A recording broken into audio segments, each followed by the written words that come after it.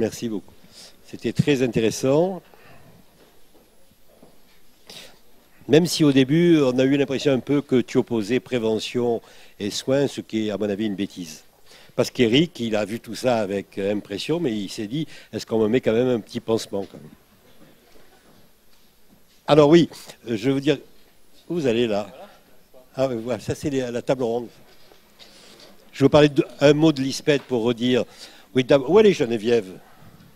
Elle a mis la pression, mais elle s'en est très bien sortie sur Linda et elle a mis la pression sur moi. Je ne sais pas si je m'en sortirai. En fait, ce qu'elle vous a dit, c'est est-ce qu'il va montrer des signes de sénilité ou pas encore? C'est ça que vous... Presque. Lisbeth, au début, il y a maintenant 20 ans et même avant, avait décidé de se focaliser, et à mon avis à juste titre, sur stats épidémio-informatique. À fond la caisse. Et c'était nécessaire, d'une manière assez aveugle. Et puis, en vieillissant et en réfléchissant, et avec l'arrivée de jeunes collègues comme Geneviève et d'autres, on s'est dit que peut-être on était en train d'oublier qu'il y avait dans la santé publique aussi un domaine qui était les sciences sociales et humaines, et aussi une orientation qui n'est pas uniquement les essais cliniques, les études de cohorte, mais aussi la prévention. Et on a commencé à essayer de recruter, parce qu'on avait beaucoup de retard par rapport à d'autres équipes, y compris celles de Lyon, de Franck ou quoi. On a commencé à recruter. On a recruté des gens en sciences humaines et sociales, on a recruté Jérôme qui est ici en économie de la santé, on a recruté la petite Verpillot dont j'ai oublié le prénom, mais on a recruté plein de gens très bien. Et puis tout d'un coup, on s'est dit, mais sur la prévention, quoi, il faut aussi qu'on recrute des gens remarquables. Et vous savez que moi, je soutiens l'OM à fond, qui recherchait un grand attaquant, et c'est Balotelli. Je ne sais pas s'il va être très bon, mais enfin. Et on s'est dit, on veut un grand attaquant en prévention. Et puis, évidemment, quand vous avez écouté Linda, vous avez compris que c'est un grand attaquant. C'est pour ça qu'on l'a fait venir. Parce que j'avais écouté un jour, elle présentait un truc, pas la même chose. Au bout d'un moment, je ne comprenais plus rien, mais je me suis dit, celle-là, elle est parfaite. On ne peut pas lui résister. Au bout d'un moment, on dit oui, oui, oui, oui, oui, oui, oui à tout. Parce qu'elle est très, très claire et très convaincante. Et en plus, elle est très autoritaire. Elle m'a dit, voilà, je vais faire mon topo. Et après, vous dites bonjour gentiment aux gens. Un mot à Geneviève pour la remercier. Ensuite, vous allez faire une petite introduction. Donc c'est ça. Restez dynamique. N'utilisez pas de PowerPoint. Soyez bien clair debout. Et vous allez poser des questions à Franck, François, Daniel, Jérôme et Vianney. C'est Vianney ou Joannet? Je ne sais plus quel est le prénom. C'est Vianney. En disant quelques mots sur un, mais pas trop longtemps. Vous leur direz qu'ils auront 6 ou 7 minutes pour répondre intelligemment s'ils le peuvent, et qu'ensuite, il y aura pour chacun 3-4 minutes de discussion, et pas plus. Et après, vous dites au revoir à tout le monde et merci beaucoup. Donc, j'obéis. Hein. Et donc, on va commencer par Franck, que je dois présenter. Franck Chauvin, qui est là, qui se gratte le nez, qui écoute, qui est professeur de santé publique à Saint-Étienne, mais qui est surtout lyonnais, qui connaît très bien la cancérologie, qui est un grand, grand spécialiste de prévention, qui était au Haut Conseil de la santé publique quand j'avais la chance et l'honneur de le présider, et le directeur général de la santé à l'époque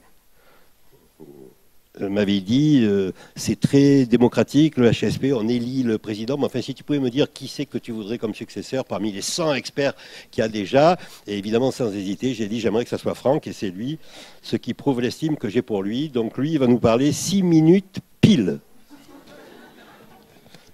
Hein, et alors voilà la question qu'il faut absolument que je te pose. Mon cher Franck, dans le système de soins, quel défi et quel accompagnement vois-tu avec, si possible, un exemple concret? C'est bien ça? Je t'écoute. Je peux m'asseoir ou pas? Elle a dit oui. Elle m'a dit que je pouvais m'asseoir. Ah, c'est ça, je commence. Vas-y. 6 minutes, hein, je chronomètre. Merci de cette présentation. Je voudrais d'abord surtout remercier Linda. Je ne sais pas si ça va. Oui. Il ne sait pas tout faire, quand même, le pauvre. Ils viennent de Lyon, il faut l'excuser. Saint-Étienne. Voilà, ça doit marcher. Je voudrais remercier, bien sûr, Linda pour son invitation, pour cette très belle présentation qui est vraiment magistrale. J'avais déjà entendu une première fois un bout de la présentation, et c'est pour ça que je connaissais déjà Éric. Mais je trouve que cette façon de présenter, effectivement, la prévention est tout à fait remarquable. Et je profite du fait que je revienne à Bordeaux régulièrement et que vous soyez là devant nous pour dire toute la chance que vous avez, que vous ne mesurez probablement pas, les Bordelais, la chance que vous avez d'avoir d'abord l'ISPED qui a créé Roger, et ce dynamisme en permanence, cette façon qu'il a d'attirer de nouvelles compétences, de nouveaux acteurs sur ce site. C'est vraiment tout à fait remarquable et vous avez vraiment une chance folle que d'avoir ce type... Non, je parle des étudiants et des chercheurs qui sont là, d'avoir cet outil qui est l'ISPED vraiment dans lequel vous travaillez les uns et les autres. Alors, il se trouve que le Haut Conseil, effectivement, a participé ces derniers temps, par chance, dès que tu es parti, mais ça n'a rien à voir. Parce que tu avais travaillé beaucoup dans un autre contexte, avec une autre ministre, et il se trouve qu'on a eu à travailler beaucoup avec la ministre actuelle, dans, la préparation de la stratégie nationale de santé, et Linda en a parlé un tout petit peu tout à l'heure, et deux, dans un rapport qu'on a fait sur le développement de la prévention chez les offreurs de soins. Je ne vais pas vous casser les pieds avec tout ce qu'on a recommandé, etc., dans ce rapport. Je voudrais simplement dire que ce qu'a pointé Linda des relations entre les chercheurs, puis après je vais répondre à ta question, hein, t'inquiète pas. Mais ça compte pas dans les 6 minutes. Non, non, je vais aller vite. Oui, simplement que ce qu'a pointé Linda des relations entre les chercheurs et les décideurs me semble être quelque chose de tout à fait essentiel et que les chercheurs doivent complètement intégrer. Parce que les décideurs, je ne sais pas honnêtement si on arrivera à les changer, honnêtement je ne pense pas.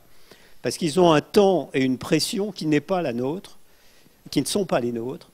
Et de ce fait-là, nous, il faut qu'on arrive à s'adapter. Et tu l'avais vécu avec la ministre précédente et on n'était pas arrivé à faire passer tout ce qu'on voulait. Il se trouve qu'avec cette ministre, et encore ça va beaucoup plus vite qu'à l'époque, on est arrivé à faire passer pratiquement tout ce qu'on voulait faire passer sur la stratégie nationale de santé et pas mal sur le plan national de santé publique. Et notamment le concept de la santé dans toutes les politiques et un autre concept qui est One Health, c'est-à-dire que toutes les santé en fait ne font qu'un, sont deux concepts qui sont passés. Si vous regardez la stratégie, elles sont passées dans la stratégie nationale de santé. Et ça, c'est un apport du Haut Conseil, de Linda, François et d'autres. Et on est arrivé à faire passer ça. Ça, c'est la première partie de la réponse. Et donc ce point, ce que vous allez mettre en place ici, cette chaire qui va servir d'interface entre des décideurs et des chercheurs, ça me semble tout à fait essentiel. Alors le point qu'on a eu aussi à réfléchir, c'est comment le système de santé doit se modifier. En fait, comment il peut intégrer ou non la prévention. Et simplement, pour faire très court, pour un système de santé comme le système de santé français, qui n'est en fait essentiellement qu'un système de soins, en fait, c'est complètement antinomique de s'occuper de la santé. Un système de soins n'a qu'un intérêt. Alors je le dis parce qu'on est entre nous et j'imagine que personne, voilà, ça ne sortira pas d'ici, mais un système de soins a un intérêt objectif à ce qu'il y ait de plus en plus de malades. Évidemment. Donc il a intérêt à ce que le système de santé marche de moins en moins bien. Parce que si le système de santé marchait trop bien, si ce que veut faire Linda marchait trop bien, évidemment vous avez des services qui seraient en très très grande difficulté. Imaginez tous les services de maladies chroniques, qui sont actuellement le gros du fonctionnement du système de soins, dans lequel il y aurait de moins en moins de patients parce que la prévention serait trop efficace. Bien, en fait, c'est cette antinomie qu'il va falloir résoudre. Et quand on a commencé à réfléchir à la prévention chez les offreurs de soins, on s'est heurté à cette ambivalence, en fait, d'un système qui avait à résoudre des conflits entre des praticiens qui ont des objectifs différents. Le deuxième point, c'est que la culture des soins n'intègre absolument pas la culture de la prévention. Et que pour un soignant qui est toujours dans cette relation, je veux dire, on a été biberonné, enfin pour les cliniciens, hein, on a été biberonné à la relation médecin-malade, au face-à-face, etc. Effectivement, cette culture de la santé publique qui vise à imaginer des résultats au niveau d'une population et non pas d'un individu, c'est quelque chose de très compliqué à gérer. Si on ne manage pas ça, on n'y arrivera pas. Et il faut effectivement qu'à travers l'enseignement, par exemple, on arrive à changer les choses, ou le service sanitaire est une façon probablement de changer les choses. Le troisième point, simplement, c'est la temporalité. C'est que dans le soin, c'est assez facile, parce que vous avez un malade, et soit globalement, il rentre chez lui, plus ou moins bonne santé, plus ou moins de complications. Globalement, plus il fait de complications, plus il fait tourner le système. Hein, donc voilà, le système est plutôt content. En prévention, c'est le contraire. C'est des gens qu'on ne verra jamais. Donc mesurer l'effet de la prévention pose au système de soins le problème de la temporalité et ce qu'on pourrait appeler le ROI pour les économistes, c'est-à-dire le retour sur investissement. Et un ministre de la Santé, légitimement, quand on lui dit voilà, il faut insister sur la prévention, etc., pose la question, mais est-ce qu'avant que je parte, je vais voir des résultats ou non? Et si nous, on n'arrive pas à résoudre ça, c'est-à-dire la temporalité du retour sur investissement de nos actions, eh bien, on n'y arrivera pas. On n'arrivera pas à faire passer le message, et malgré toutes les bonnes intentions, on n'y arrivera pas. Pour terminer, on a 3 atouts pour développer la prévention dans le système de soins et le système de santé, en fait, qui sont, un aspect démographique, Linda en a parlé, on a pour nous le fait que la population vieillit. Alors, pour ceux qui vieillissent en même temps que la population, c'est moins drôle, mais en tous les cas, la population vieillit et va poser des problèmes au système de santé qui ne pourra pas absorber tout ce qui est absorbé du fait du vieillissement de la population. Le deuxième point, il est épidémiologique, on en a parlé aussi un tout petit peu, c'est-à-dire qu'on a un système de santé qui était fait pour les maladies aiguës, qui a été conçu pour les maladies aiguës, tout est axé sur les maladies aiguës et qui maintenant a à gérer, Linda l'a très bien dit, des maladies chroniques. Et globalement, on n'a pas changé le système pour le faire, et le système est en train d'être submergé par la maladie chronique au rythme de 2,5% par an, autant dire que ce n'est pas absorbable à très court terme, puisque les projections de l'OCDE sont à 7 ans. Le système, en fait, n'est plus viable à 7 ans. Et le troisième point, effectivement, et qui est à prendre en compte, qui est la partie économique, puisque la France, vous le savez, est le 3e pays qui dépense le plus en termes de santé. Il n'y a aucune réserve, puisque de toute façon, on paye l'essentiel, enfin une partie importante des dépenses de santé à crédit. Donc en fait, il n'y a plus de réserve. Et en fait, quand on fait des projections, la seule solution, et ça c'est notre grande chance à nous tous qui nous intéressons à la prévention, c'est que la seule solution est de développer la prévention. Donc il y a 3 facteurs contre, 3 facteurs pour, mais dès lors qu'on choisit de maintenir un système de santé solidaire, la seule solution, c'est de développer la prévention. C'est ce que la ministre a fait dans la SNS, dans le plan national de santé publique. Reste à mettre en œuvre. Alors peut-être que tu me reposeras une question après sur la mise en œuvre.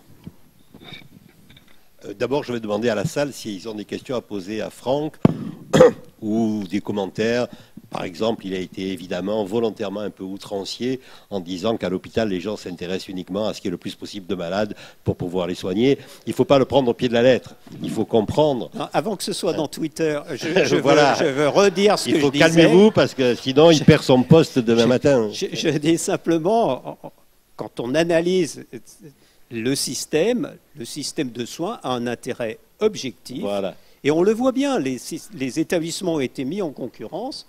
Ils sont mis en concurrence sur un marché. Donc, on est effectivement sur l'intérêt objectif. Ça veut dire que c'est la vérité, même s'ils n'en sont pas conscients. Vous avez compris ça, j'espère. Lorsqu'on dit qu'il y a tant d'argent au système de santé, et si on veut développer la prévention, il faut en prendre aux soins, et qu'ils disent non, ne touchez pas, ça revient à ce qu'il dit. Bon, est-ce qu'il y a des questions, des commentaires avant de passer à la suite. Oui, tu dis qui tu es, tu parles fort parce que... Je ne peux pas te lancer le micro. Mathias, je travaille dans les... Non, bah, il faut un micro, là. Carole, j'ai un main. On entend, parle.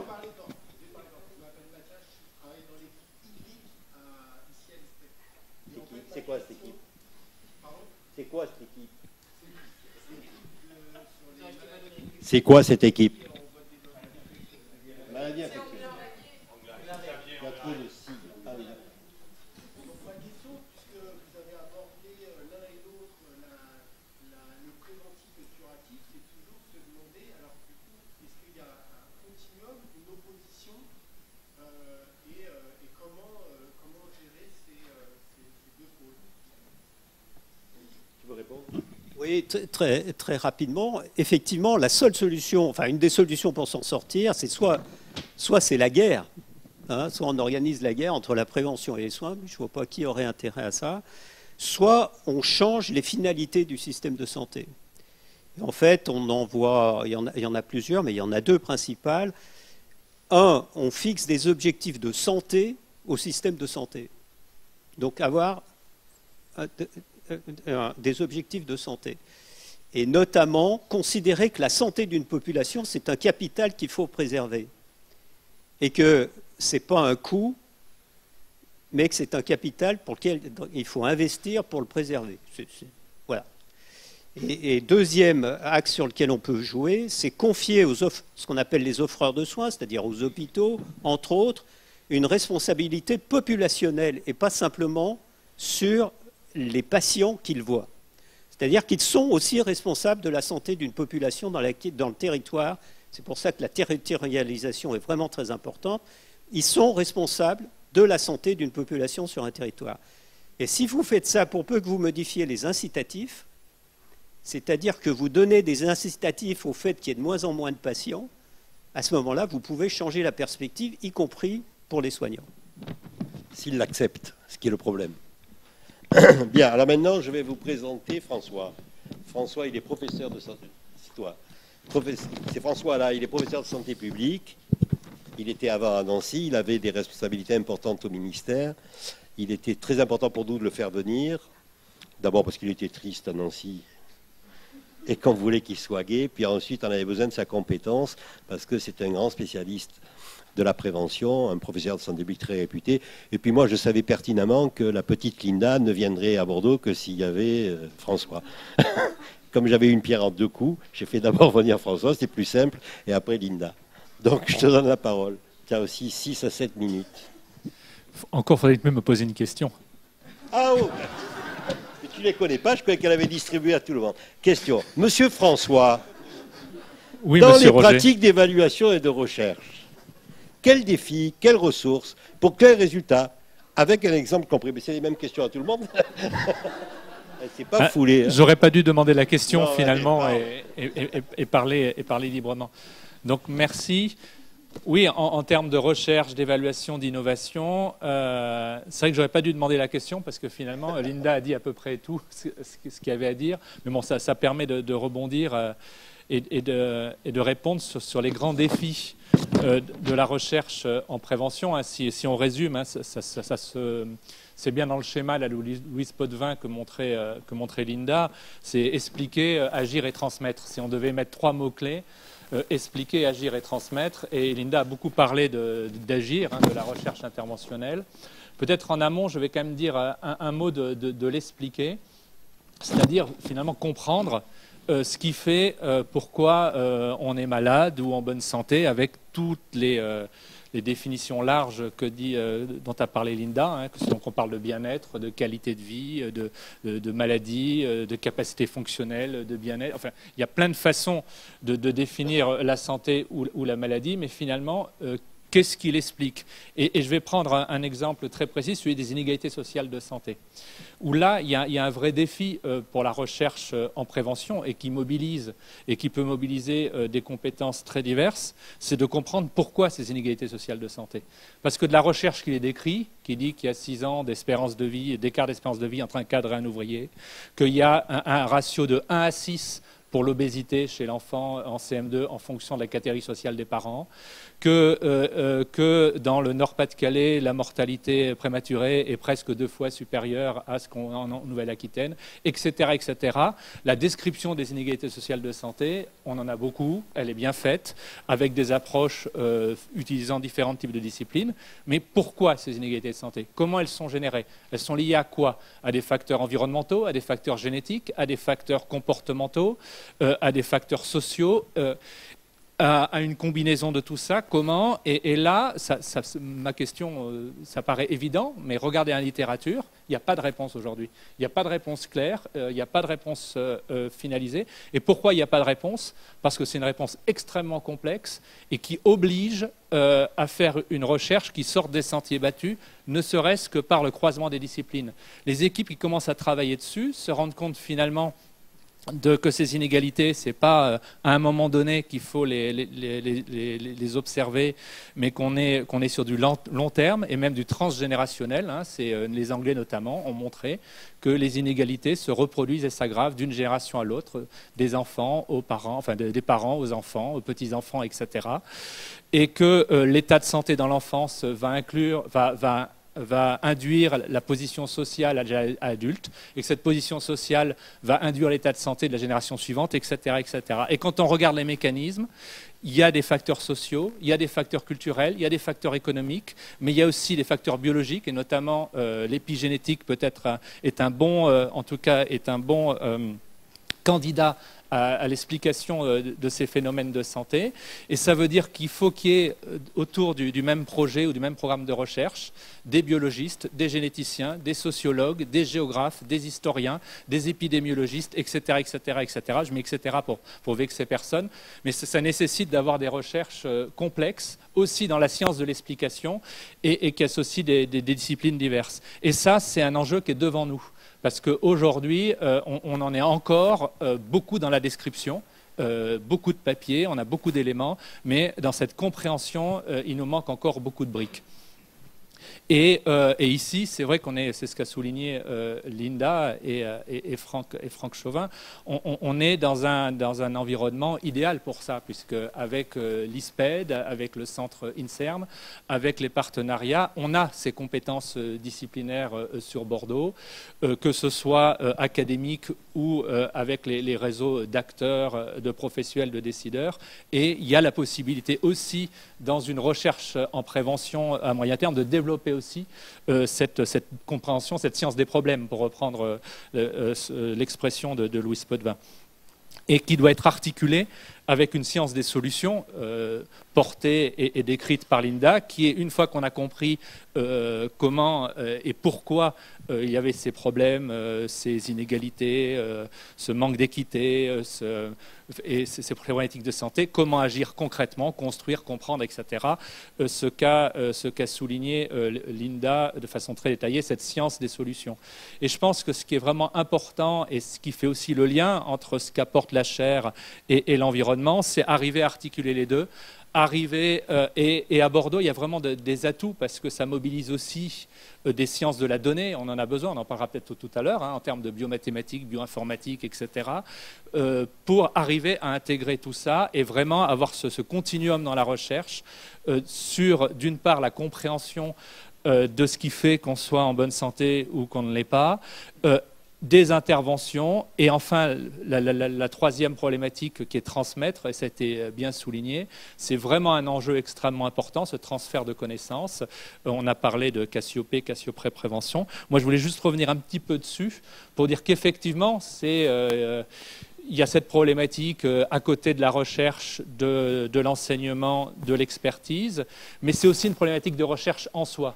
Et ça, c'est un vrai enjeu, un vrai défi pour la recherche, c'est que le transfert de connaissances, le terme est mauvais, et peut donner l'impression que c'est du service après-vente de la recherche. Finalement, je conduis ma recherche, et maintenant, je dois la vendre, je dois l'adapter pour que les acteurs, les décideurs s'en emparent. C'est pas ça. Et si on veut que ça fonctionne, c'est pas ça. Le transfert de connaissances, c'est un enjeu de recherche, et ça aussi doit se faire interroger sur la façon dont on va conduire la recherche. Et on ne conduit pas une recherche de la même façon si on a derrière la perspective d'utilisation. C'est une construction en partenariat avec les acteurs de santé publique. Moi, je trouve qu'il y a un paradoxe. Il y a beaucoup aujourd'hui, enfin je l'ai vu dans d'autres sphères quand j'ai eu à juger des réponses aux appels à projets, il y a beaucoup de projets de recherche en prévention, promotion de la santé, santé publique, portés par des chercheurs sans acteurs impliqués. Et ça me semble une aberration. C'est que ça serait comme un projet de recherche clinique sans clinicien. Et là, mais il y a quand même une révolution à faire parce que ce n'est pas simple. Il y a beaucoup de freins, il y a beaucoup de barrières, qu'elles soient réglementaires, qu'elles soient financières, qu'elles soient organisationnelles. Mais très clairement, si on veut répondre à ce troisième défi de transfert, il faut construire et co-construire la recherche avec les acteurs de santé publique. Au sens d'acteurs, c'est décideurs, acteurs à tous les niveaux, qu'ils soient dans le système de soins ou qu'ils ne soient pas dans le système de soins. Et ça, c'est extrêmement important et ça nous fait repenser aussi comment construire la recherche. Et Linda l'a dit avec un certain nombre d'exemples, c'est quelque chose qu'on essaye aussi de faire. Quand on travaille sur la méthodologie de recherche, c'est aussi la façon de construire la recherche avec les parties prenantes les parties prenantes des programmes, des politiques, des organisations que l'on cherche à construire. Et ça fait le lien avec les processus d'innovation, et je terminerai là-dessus. C'est qu'on a eu trop tendance en France globalement à séparer ça. C'est-à-dire il y a une innovation, éventuellement on avait impliqué des recherches pour l'évaluer, et après on va se poser la question de la mise à l'échelle. Et résultat, ça a été un échec total, que ce soit dans le champ de la prévention ou l'organisation des soins. Moi, l'exemple que je prends, qui est vraiment le plus marquant, c'est les réseaux de santé, où on passe avec un processus d'innovation qui a peut-être duré 20 ou 30 ans, avec des petits financements de bouts de chandelle qui arrivaient les uns après les autres, jusqu'au moment où on a dit, finalement, on va arrêter, sans même savoir si ça avait été efficace ou pas. Non, et là, il faut vraiment construire, au-delà d'un programme de recherche, c'est un dispositif d'innovation, c'est-à-dire d'identifier les bonnes idées, de donner l'environnement capable d'évaluer, de les mettre à l'échelle, de réfléchir justement à toutes les problématiques qu'a soulignées Linda sur son schéma, des questions qu'on se pose à chaque étape de développement d'une innovation, de l'idée jusqu'à la généralisation. Et ça oblige à travailler entre chercheurs, entre décideurs, entre acteurs. Et ça, c'est un défi extrêmement important et qui est un défi macro, qui est organisationnel, qui n'est pas juste une question d'équipe de recherche ou d'équipe d'enseignants. Il faut arriver à construire ce type d'interface ensemble, et c'est un défi extrêmement important. Mais justement, et là je ressouligne ce que disait Franck, à Bordeaux, on a tous les atouts pour le faire. On a une organisation et une force de frappe, j'allais dire, en termes d'enseignants-chercheurs dans tous les domaines de la santé publique qui est unique, et avec une organisation qui est unique. On a des décideurs et des acteurs et des réseaux, j'en ai un à ma gauche, qui sont extrêmement sensibles aux problématiques de prévention, d'innovation en santé. On a un secteur industriel dans les nouvelles technologies ou autres qui est particulièrement fort et bien représenté. Donc on a tous les atouts pour construire, des collectivités territoriales aussi qui souhaitent et qui sont bien impliquées. On a tous les atouts pour construire ce dispositif et être pilote aussi dans cette organisation au niveau national, voire international. Voilà, en 2 mots ou un peu plus. Non, mais en plus, ce que tu as dit est extrêmement important. En fait, ce qu'il a dit d'une certaine manière, c'est qu'une recherche en prévention, c'est une recherche appliquée, et ça s'inspire d'un processus qu'on pourrait presque qualifier d'un processus industriel. C'est-à-dire que ce n'est pas une recherche qui ne doit pas être prévue sans imaginer la manière dont elle pourrait être mise en place. Est-ce qu'il y a des questions ou commentaires sur ce qu'a dit François là? Allez-y, oui, je t'en prie. Oui, c'est une remarque et une question. J'arrive à parler. Jean-Michel Delille, je suis psychiatre et anthropologue également, donc interdisciplinaire, directeur général du CEID Addiction, des problèmes de toxicomanie et d'addiction, et président de la Fédération Addiction Internationale. J'ai été très touché par ce que vous disiez, et notamment pour une problématique éminemment biopsychosociale comme les addictions, par tout ce que vous avez évoqué à propos de l'épigénétique. Alors, un psychiatre, ça n'est pas sans rappeler la théorie de la dégénérescence au XIXe siècle, mais on voit bien qu'il y a un retour du lamarckisme et que c'est vraiment une perspective tout à fait majeure. On voit bien comment le rôle de la protection de l'enfance, l'aide aux enfants qui sont en difficulté, aux adversités sociales, tout ça est un élément majeur. Alors, juste une remarque, et puis après je poserai ma question. Une remarque, c'est sur les acteurs qui parfois de manière inconsciente ont tendance à faire survivre le système de soins, puisque je suis aussi un offreur de soins, dans le domaine médico-social. Parfois les acteurs se rebellent. J'ai la chance de travailler dans un milieu où nous sommes à la fois prévention et soins. ça parle de prévention des soins, c'est sûr, de prévention des soins dans le domaine des addictions, jusqu'à une circulaire DGS de 1992 qui nous avait dit de nous recentrer sur les soins, qui nous avait interdit de continuer à faire de la prévention.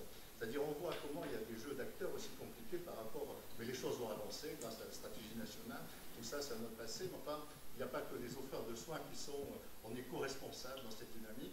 Et j'ai une remarque à faire, c'est que, ça a été très bien dit tout à l'heure, il faut surtout éviter d'opposer évidemment les deux champs. Au contraire, nous avons des intérêts évidemment communs. Alors juste ma question. Le fait qu'il faille décloisonner, le virage vers la prévention, tout ça me paraît important. Le fait que les hôpitaux s'ouvrent à la prévention, ça me semble tout à fait indispensable. Je crains, étant médico-social, que les hôpitaux aient quand même une mauvaise culture du sanitaire, c'est CHU, CH, etc., une culture très pyramidale. Et ce qui serait contraire par rapport aux approches de prévention qui doivent être communautaires, partir de la base, etc. Donc je me disais que ça serait très important dans le domaine de la prévention, je voulais prendre votre avis sur la question, que dans la réflexion générale sur ces évolutions, notamment par rapport actuellement aux services sanitaires, qu'il puisse y avoir des échanges non seulement avec les acteurs hospitaliers, mais également avec les acteurs communautaires de santé, mais également avec le médico-social. Parce qu'il y a un domaine où on est confronté aux pathologies chroniques de longue date, si j'ose dire, c'est bien le médico-social. Il y a quelque chose à concevoir aussi autour des stages des étudiants, des stages des internes, etc., et des liens entre le médico-social et le futur service sanitaire. Ça me semble être un enjeu absolument essentiel, notamment dans le domaine des addictions. Je voulais savoir ce que vous en pensiez. Bon, je vais donner des éléments de réponse, mais je pense qu'on en a beaucoup discuté avec mes collègues à titre divers. Oui, bien sûr, je peux répondre que oui. La question et le mot-clé, c'est ce qu'a souligné, enfin les deux mots-clés pour moi qui ont été présentés par Linda, c'est l'aspect de territoire et l'aspect de parcours et de parcours de vie, voire même au-delà d'une personne en transgénérationnel. Ça veut dire quoi? L'aspect territorial et responsabilité populationnelle, c'est qu'aucun acteur ne peut faire seul.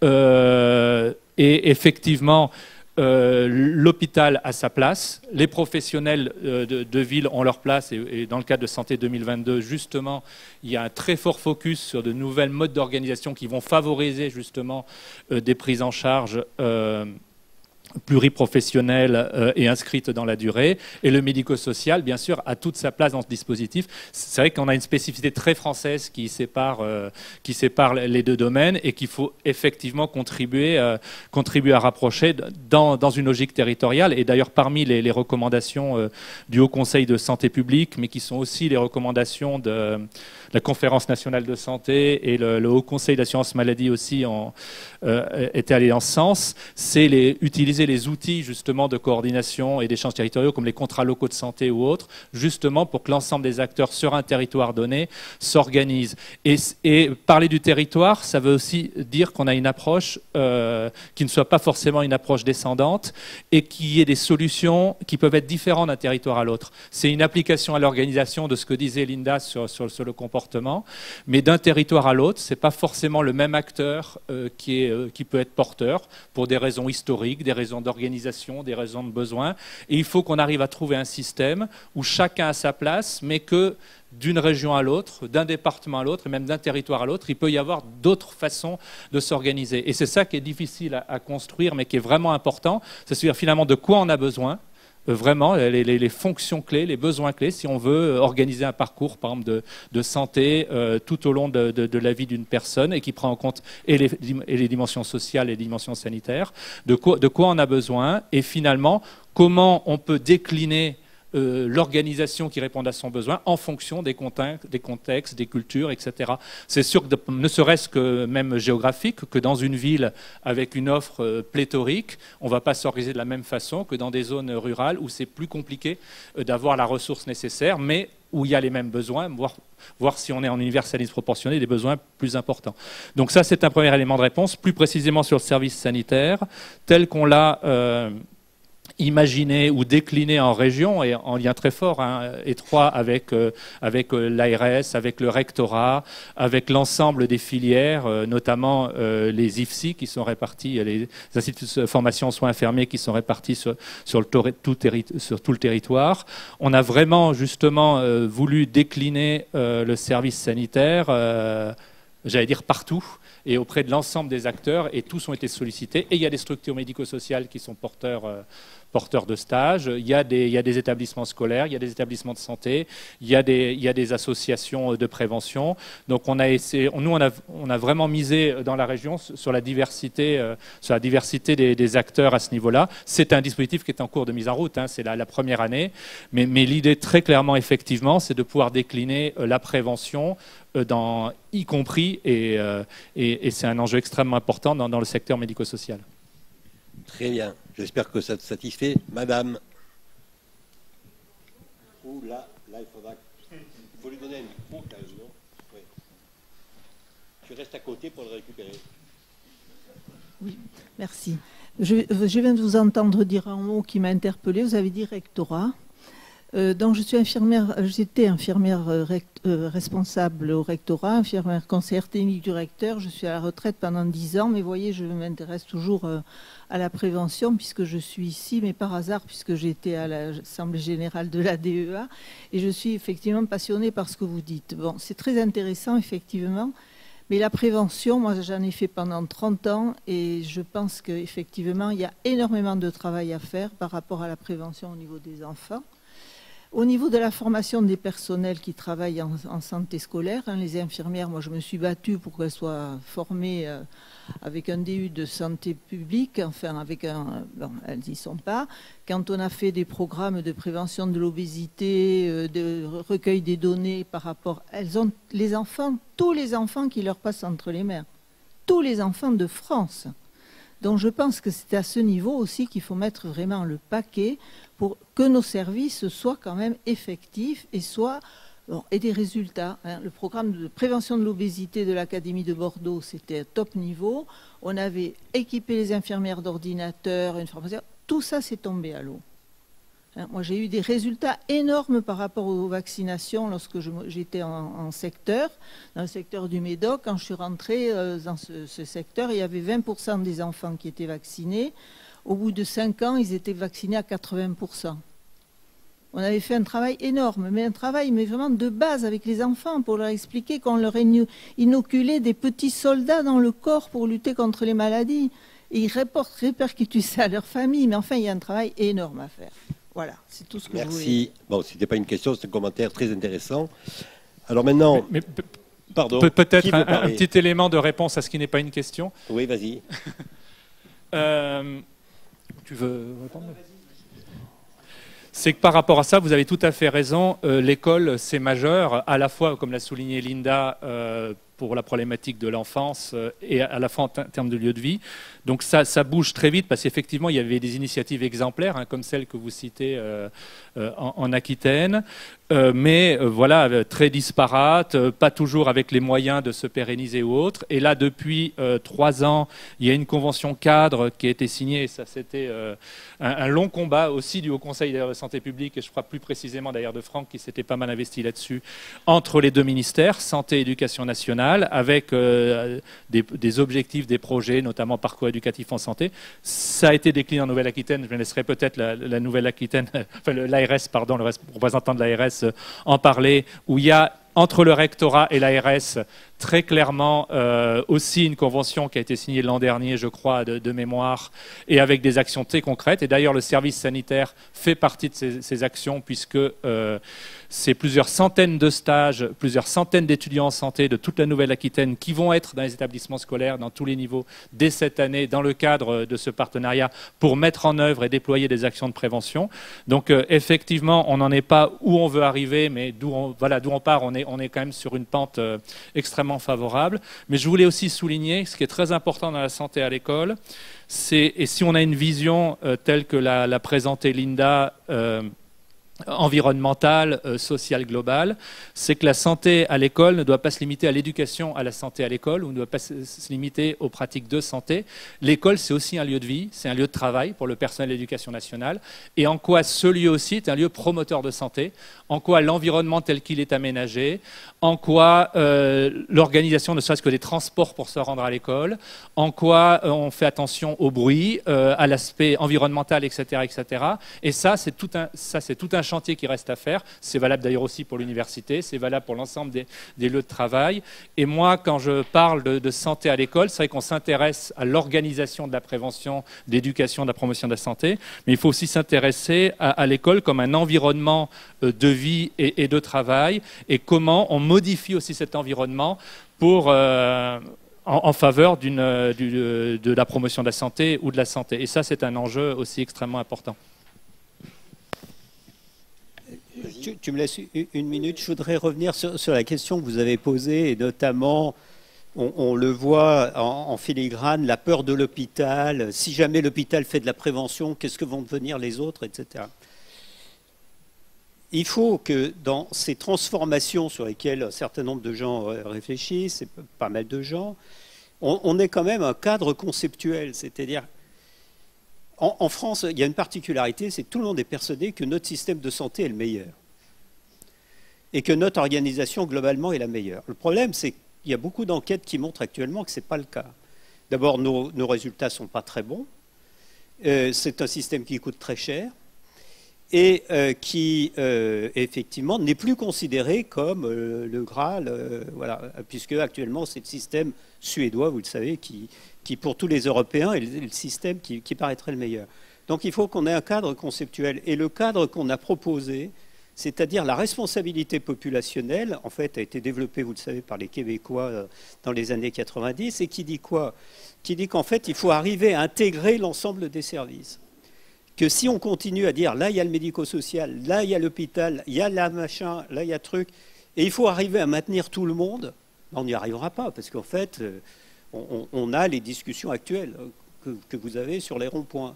Donc, il faut effectivement qu'on transforme notre modèle et qu'on réfléchisse à un cadre conceptuel qu'on pourrait proposer. Il en existe, il y a celui-là, il y a le cadre de l'OMS aussi, et ce dont on a besoin, et je termine là-dessus, c'est de contribution des chercheurs. Et quand vous cherchez des chercheurs français qui sont contributifs à ces problèmes-là, bah, vous n'en trouvez pas ou pas beaucoup. Il y a quoi? Il y a 3 équipes en France, éventuellement, et il leur faut le temps de produire. Et on a très peu de recherche. Et donc, qu'est-ce qu'on fait? On transpose des modèles, alors, canadiens, québécois notamment, nord-américains ou des systèmes suédois et autres. Et donc, en fait, on a besoin de recherche. Et tant qu'on n'aura pas une recherche appliquée suffisamment performante, on va être à la traîne dans les solutions qu'on propose. Bien. Et justement, pour faire une recherche appliquée, il faut des gens avec qui travailler, on l'a déjà évoqué, des acteurs, des décideurs. Et en fait, à Bordeaux, vous l'avez peut-être déjà compris, Cassiopée, c'est très bien, l'ISPED, c'est très bien, mais si on n'avait pas une ARS extrêmement réactive sur ce type de problème, on ne ferait pas grand-chose. Et on a beaucoup de chance, parce qu'on a une ARS qui s'intéresse beaucoup à la prévention, qui est très innovante, qui est très intéressante pour travailler avec. Son représentant, Michel Lafourcade, qui est le directeur, ne pouvait pas être là aujourd'hui, il le regrette, mais il m'a dit, je vais choisir le meilleur parmi ceux qui sont à l'ARS, et on l'a d'ailleurs.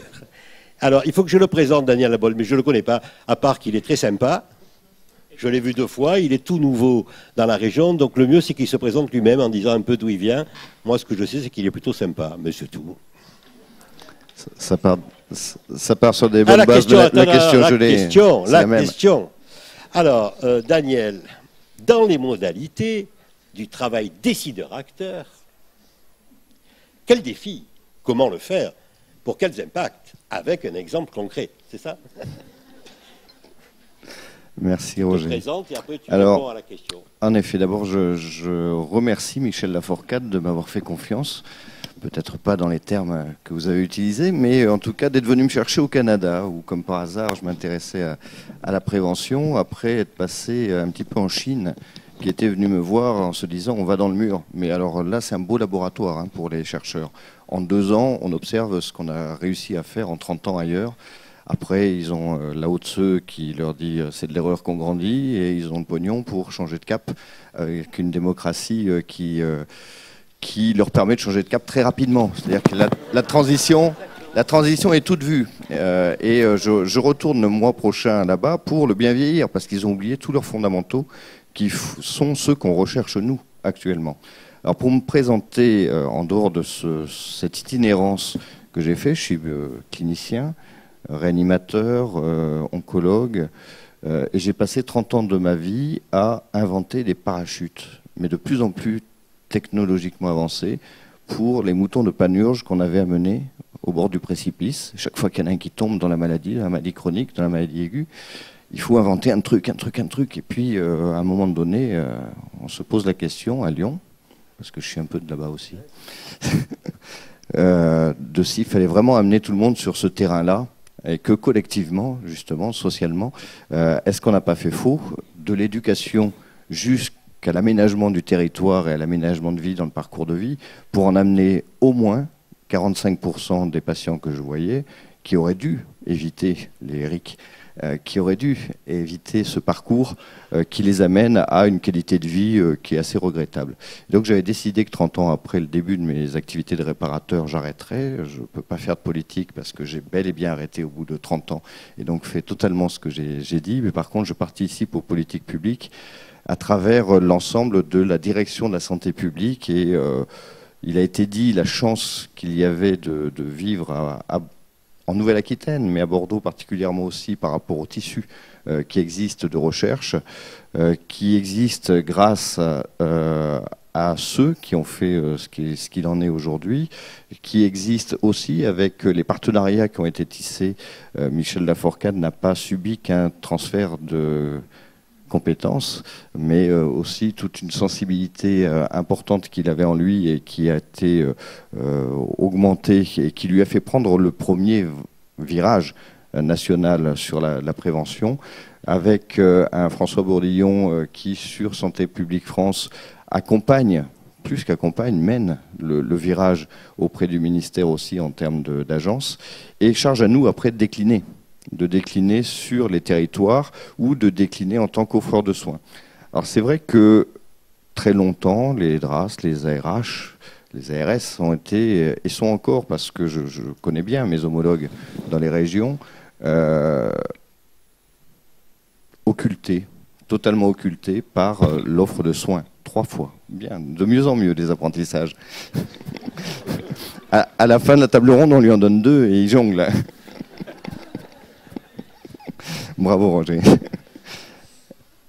Totalement occulté par cette offre de soins finalement et cette course à l'offre de soins. Il y a plus en plus de malades, il faut faire de mieux en mieux, mais on fait de mieux en mieux, mais il faut de plus en plus d'offres de soins. Et à côté de ça, pas le temps même de se poser la question de où on vient.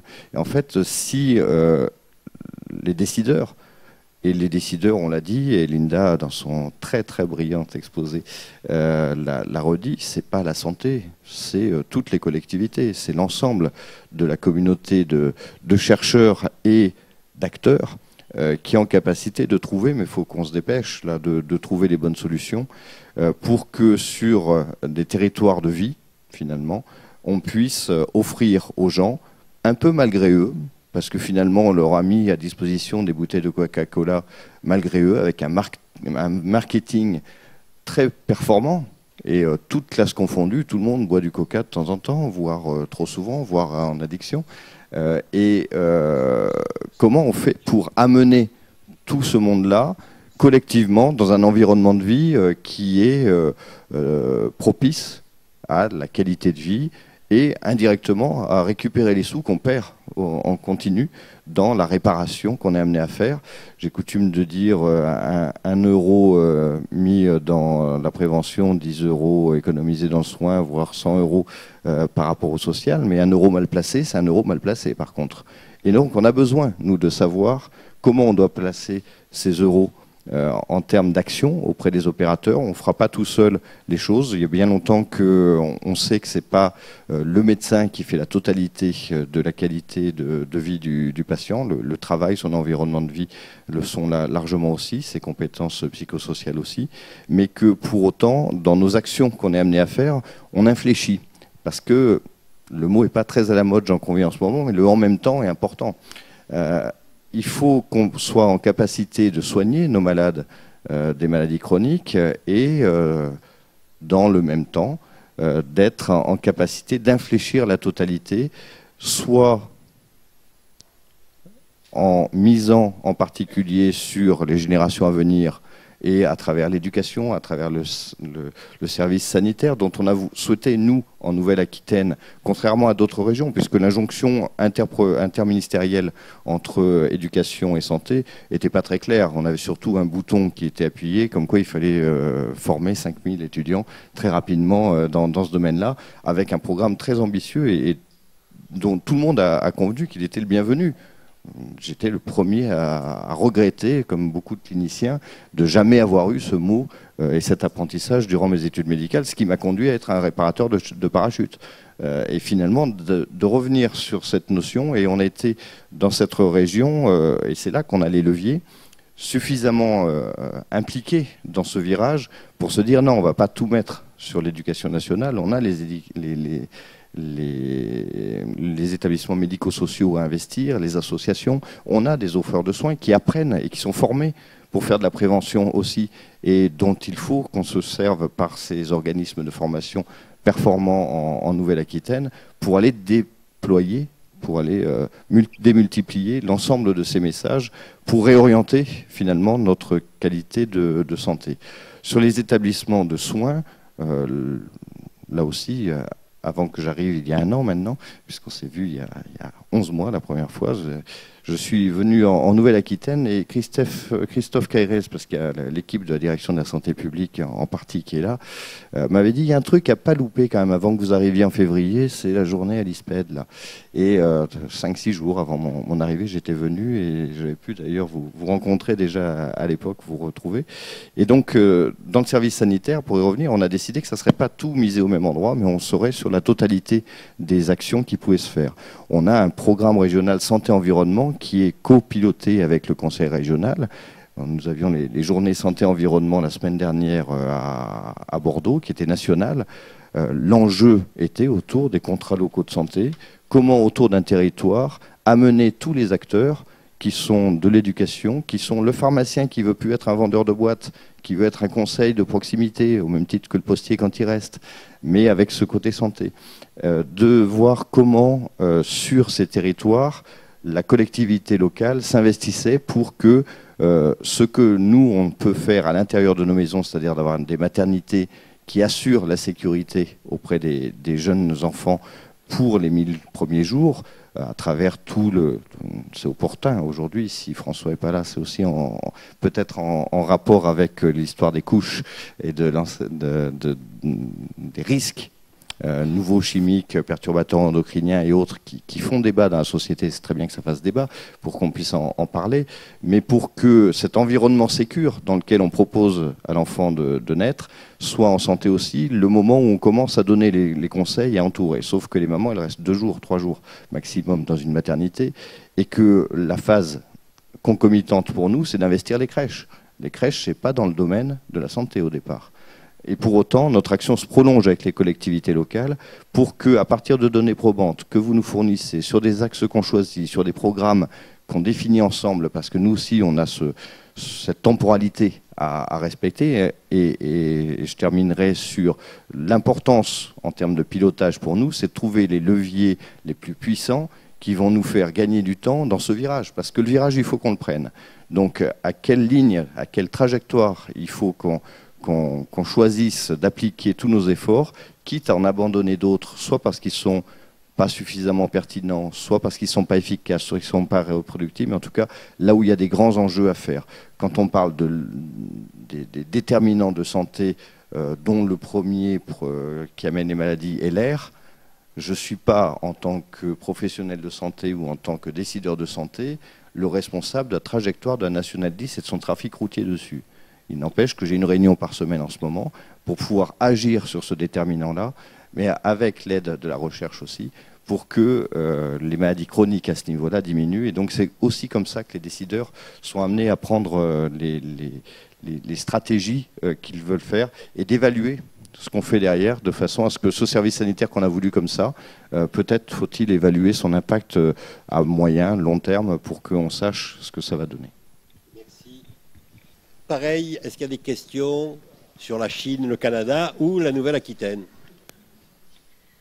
Stéphanie, oui, je voulais... Dans je monte les escaliers. C'est sans arrêt.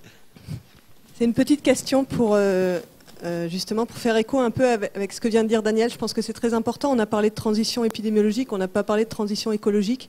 Je pense que c'est très important dans mon autre casquette un peu de recherche, j'ai fait de l'épidémiologie environnementale, d'ailleurs j'ai commencé à l'ISPED, puis de l'épidémiologie sociale, et je vois bien comme les deux sont liés.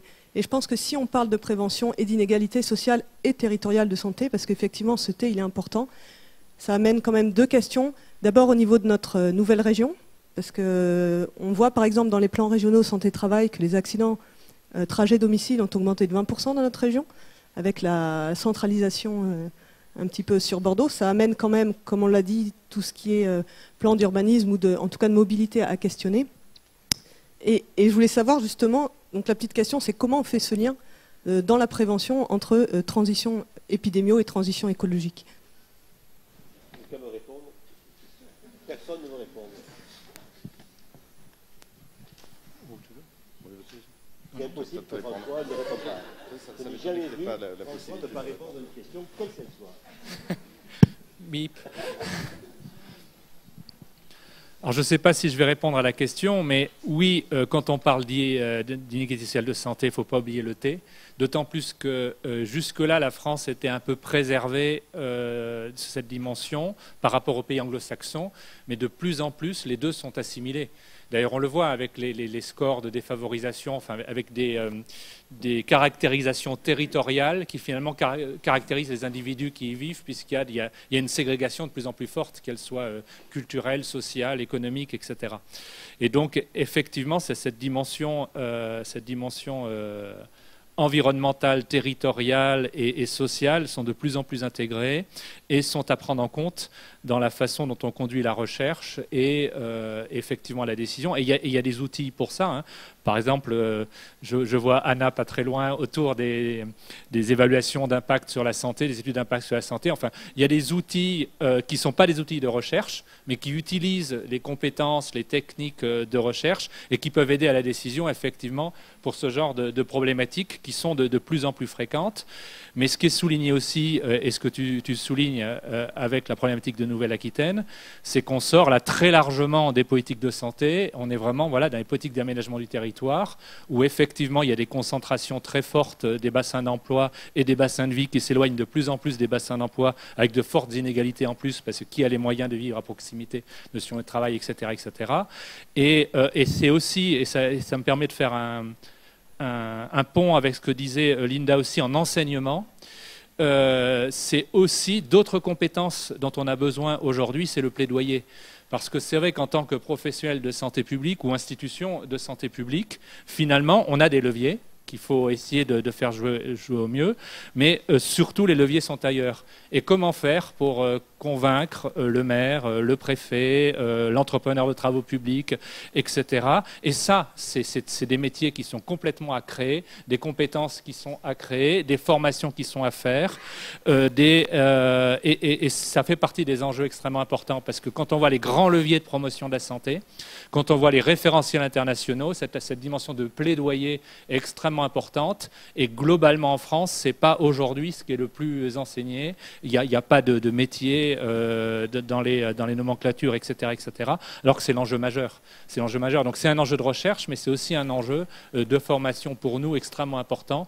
Comment arriver, en tant que professionnel de santé publique, à se dire j'ai mes actions, j'ai mon domaine, mais j'ai aussi une influence sur des décisions en termes d'aménagement du territoire, d'environnement, etc. Donc ça fait partie des enjeux dont parlait Linda, mais qui sont extrêmement importants. Il y a des leviers qui existent, mais comment arriver à les mettre en œuvre concrètement? Monsieur, allez-y. Tout le monde entend? Je fais partie de l'équipe épicène du centre. Je travaille sur les questions de travail, donc d'exposition des travailleurs à des produits qui peuvent donner lieu à des cancers. Et donc j'aurai une remarque courte, une question courte et une proposition courte.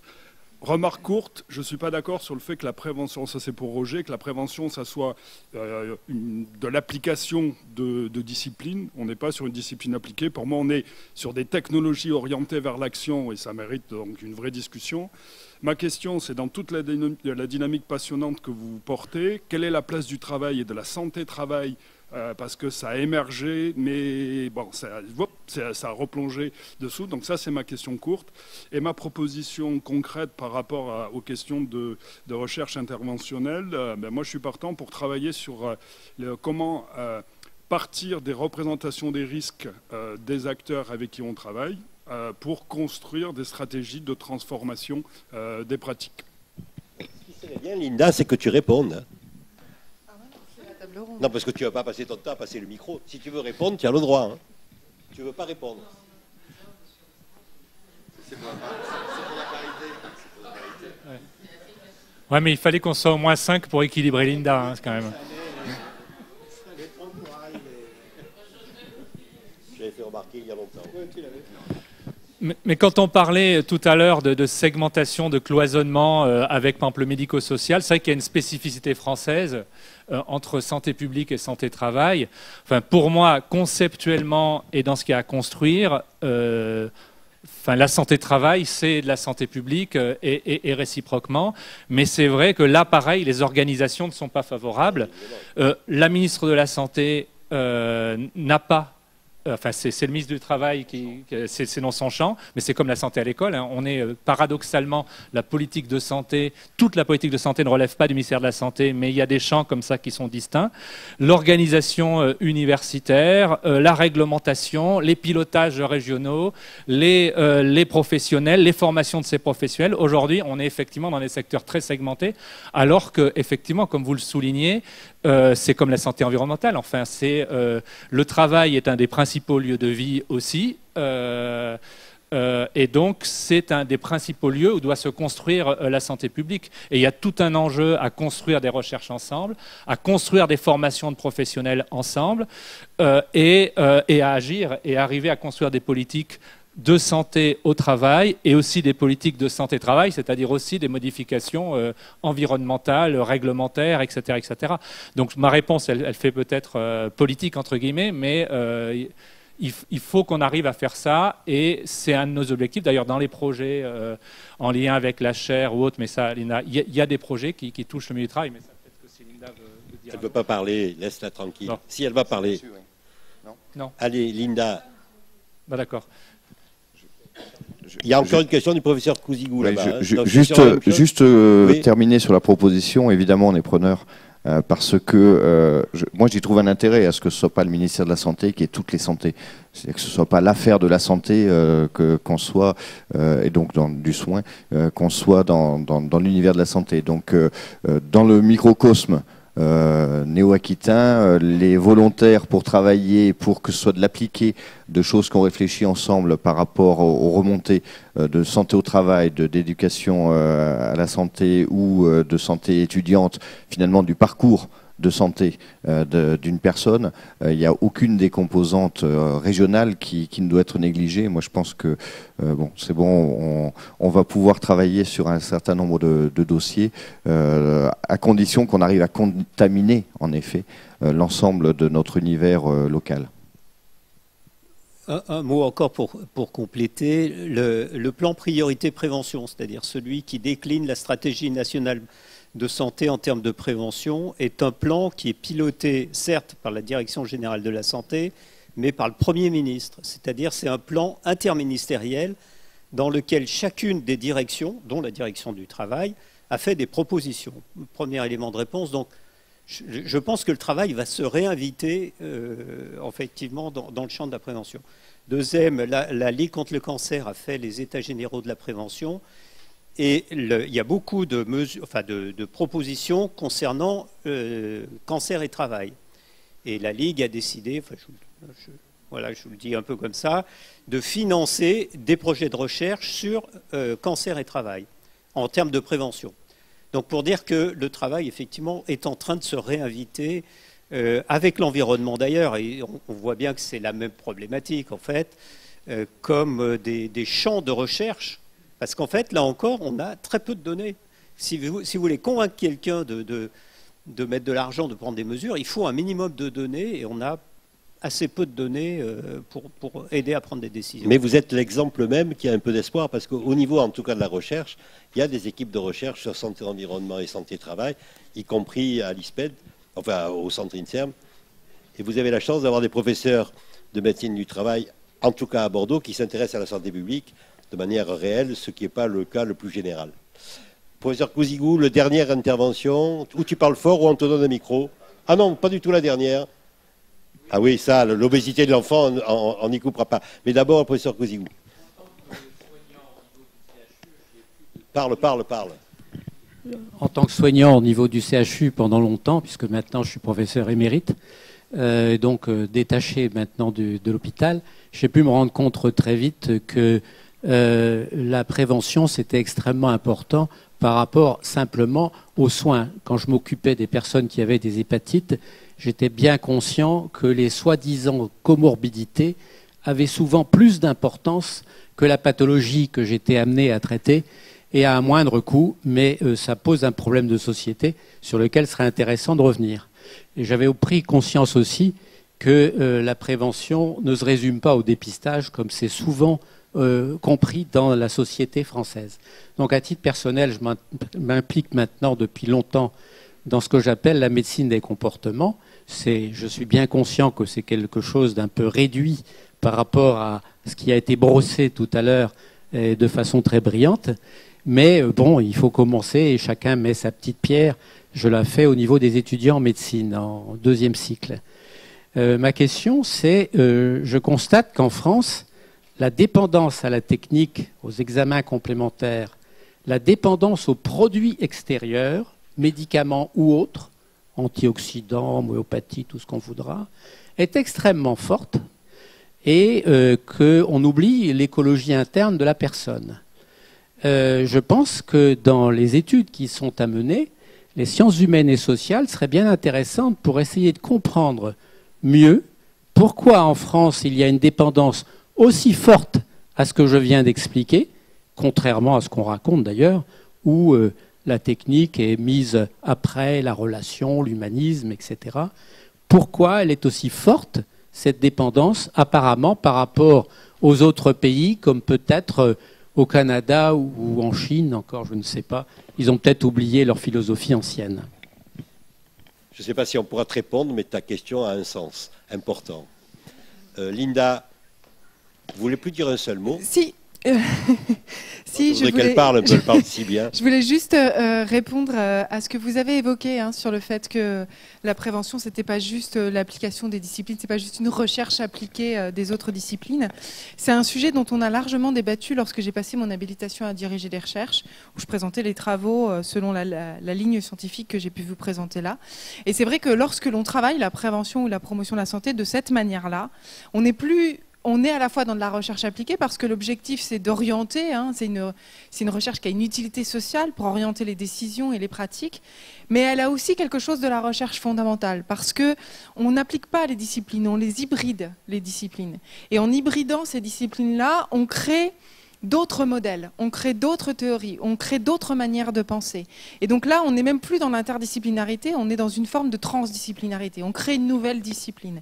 Et en créant de nouveaux modèles, on ne fait pas de la recherche appliquée. On fait aussi de la recherche fondamentale pour alimenter d'autres travaux. Donc on est vraiment en prévention, on est en train de se rendre compte pour les chercheurs qui travaillent là-dessus, qu'on est à la fois dans de la recherche interventionnelle appliquée pour produire des choses très pratiques, mais on est aussi en train de créer une nouvelle science un peu fondamentale. Dernière question sur l'obésité de l'enfant. Je pressens que c'est ça. Elle travaille comme une folle. Merci. Donc, en fait, c'est plus une alerte sur le problème des inégalités sociales de santé qui ont été évoquées. Donc, en prenant l'exemple, effectivement, comme l'a dit Roger, de l'obésité de l'enfant. Donc, je suis Hélène Thibault, je suis pédiatre et je travaille à la fois au CHU, au centre spécialisé obésité. J'ai historiquement travaillé un certain temps à l'ISPED, donc sur un programme de prévention qu'a cité Sylviane Achuarena tout à l'heure. Et je travaille également dans un réseau de santé, le réseau REPOP, qui prend en charge également l'obésité de l'enfant avec les professionnels de santé libéraux. Et on avait beaucoup travaillé travailler avec toute la santé communautaire. Donc c'est vrai qu'on a ce bon exemple et on a toujours eu le soutien de l'ARS pour, avec ce mot continuum qui a été évoqué. Et effectivement, c'est un mot que certaines personnes de l'ARS ici présentes nous ont demandé de mettre en œuvre. Et donc j'ai eu la chance de pouvoir m'occuper de l'obésité de l'enfant depuis sa toute prévention jusqu'à son repérage, son dépistage, le surpoids, puis l'obésité. Et à l'hôpital, au CHU, je suis dans un service centre spécialisé obésité pédiatrique où on a les situations les plus sévères avec des IMC à 50. Et donc l'alerte que je complète, enfin vraiment j'étais ravie de toutes les interventions qu'il y a eu aujourd'hui, de cette approche intégrée, mais je voudrais quand même signaler que ces inégalités sociales de santé sont vraiment, que tous ces individus qui sont de manière individuelle, ceux qu'on voit dans les situations les plus complexes, qui sont au départ de manière collective, toutes ces personnes en situation de vulnérabilité que vous avez évoquées, ils sont extrêmement difficiles à toucher par nos actions de prévention. Alors moi, du coup, quand ils arrivent à l'hôpital dans des situations dramatiques, on est un peu obligé de s'en occuper, hein, comme tout patient qui arrive à l'hôpital. Et à chaque fois, je me dis, mais vraiment, comme le jeune Eric, hein, ils avaient un parcours programmé pour arriver là. Et donc, alors, on est en train de réfléchir sur peut-être un projet depuis à la sortie de la maternité, finalement, puisqu'il y a un certain nombre de facteurs de risque repérables. Mais même après la sortie de la maternité, avec l'éducation nationale, on en a parlé. Et vraiment, c'est des populations qui sont vraiment difficiles d'accès à cette prévention. Et il faudrait probablement qu'on ait quand même une réflexion un peu plus spécifique, parce qu'on s'est bien rendu compte que notre programme de prévention, il a bien marché, mais avec ceux qui avaient quand même un niveau d'éducation, notre réseau REPOP, il marche bien, mais pour les gens qui sont capables d'aller tout seuls au rendez-vous, même si c'est une fois que c'est gratuit. Et à l'hôpital, on est complètement coincé. Et les services sociaux de l'hôpital, c'est catastrophique. On n'a pas d'assistante sociale. Et donc, j'en parle tant plus aisément que ce matin, je viens de passer une demi-heure avec une assistante sociale de l'ESPAR Médoc à propos d'une situation en train d'essayer de trouver une solution qui ne soit pas judiciaire. Voilà, c'était juste une alerte d'un clinicien qui a fait de la prévention et de la recherche. Simplement une réaction à ce que vous venez de dire. Vous parlez des inégalités, effectivement, et vous dites on connaît encore assez mal les inégalités et encore moins les modes d'action face aux inégalités. Simplement, ce que vous dites, ce que vous venez de dire, on faisait la même réunion il y a 10 ans, personne ne parlait des inégalités. Et c'est le Haut Conseil, du temps de Roger d'ailleurs, qui a plaidé pour la reconnaissance des inégalités sociales et territoriales de santé dont personne ne voulait parler en France, puisqu'elles n'existaient pas et que notre système égalitaire, très français, hein, très égalitaire, forcément ne pouvait pas être inéquitable puisqu'il était égalitaire. Et donc en fait, je voudrais mesurer quand même l'allure à laquelle les mentalités changent. Parce que ce discours, on ne pouvait pas l'avoir il y a 10 ou 15 ans, c'était impossible.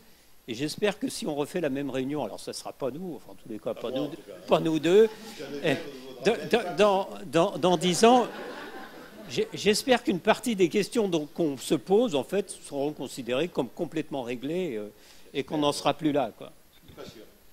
Bien, alors, Jérôme Wiedwer, qui est à côté de moi, il est professeur d'économie. Il y a 5 ans, il y a même plus de 5 ans, je cherchais désespérément un joueur de stature internationale, style Thauvin, pour ceux qui connaissent un peu le foot, pour l'attirer ici. Et je voulais absolument un économiste, parce que les professeurs de santé publique qui connaissent l'économie, il n'y en a pas. Ou ils font semblant, ils disent n'importe quoi, ils sont nuls. Et pour faire de l'économie de la santé, il faut un économiste qui travaille dans la santé. Donc je suis allé dans le temple, c'est Dauphine évidemment, hein, et le meilleur là-bas, c'était Jérôme Wiedwer. Pour l'attirer, ça n'a pas été facile, mais c'est un peu comme Linda, quand je lui ai dit à François là, elle a dit j'arrive. Et lui, on s'est rendu compte très vite, parce que moi je n'en avais pas le souvenir, que son père, qui était professeur ici, quand je suis arrivé comme professeur en 1976, il était vice-président de l'université Victor Ségalen, qui n'était pas encore Victor Ségalen. Il était vice-président, il était très sympa. Et quand lui, en plus, étant bordelais, on a parlé de ça, de sa famille qui est à Bordeaux. Et puis j'ai fini par le convaincre que, et ça c'est important, que les gens qui font de l'économie de la santé à Dauphine, loin de l'hôpital, loin des médecins, entre eux pour faire de la consultance internationale, c'est bien joli, mais que si on veut faire de l'économie de la santé de manière intelligente, il faut venir à l'ISPED. Il a fini par dire d'accord. Et on est tout à fait ravis parce que ça a été quelqu'un qui, dès qu'il est arrivé, s'est montré d'une efficacité formidable. Et donc, je vais te poser une question c'est pas extrêmement importante. Ah non. Non, je vais réagir. Ah non, non, non, non, non, non. Alors, qu'est-ce que c'est ce truc? Alors, dans la reconnaissance de la prévention comme levier indispensable pour la soutenabilité du système de santé, mon cher Jérôme, quelle place pour les économistes? Comment les solliciter? Pour produire quoi? Avec un exemple concret. C'est ça qu'il fallait que je dise. Vas-y, on te donne la parole. Merci Roger pour ta présentation. Tu éviteras juste les exemples marseillais pour le football, mais sinon c'était parfait. Juste, je ne sais pas si ça marche, oui. Ça marche. Je vais revenir sur ce qui a été dit. Je vais pouvoir me permettre, puisqu'il y a plusieurs choses qui ont été dites, notamment sur le coût, puisque dès qu'on interroge un économiste, notamment un économiste de la santé, les coûts ne sont pas très loin derrière. Donc je vais revenir là-dessus. Il a été dit plusieurs fois, de manière indirecte, mais quand même assez précise, que la prévention était un moyen d'économiser. C'est-à-dire, c'est un peu un moyen miracle, puisqu'on va changer des comportements, on va changer des organisations qui vont permettre à la fois d'améliorer l'état de santé et de réduire les dépenses futures. Et donc, c'est un peu la martingale, notamment pour la soutenabilité du système de santé, comme la question le posait. J'ai envie de dire que c'est sans doute vrai, mais pas complètement. Voilà, donc je voulais juste mettre un tout petit bémol là-dessus.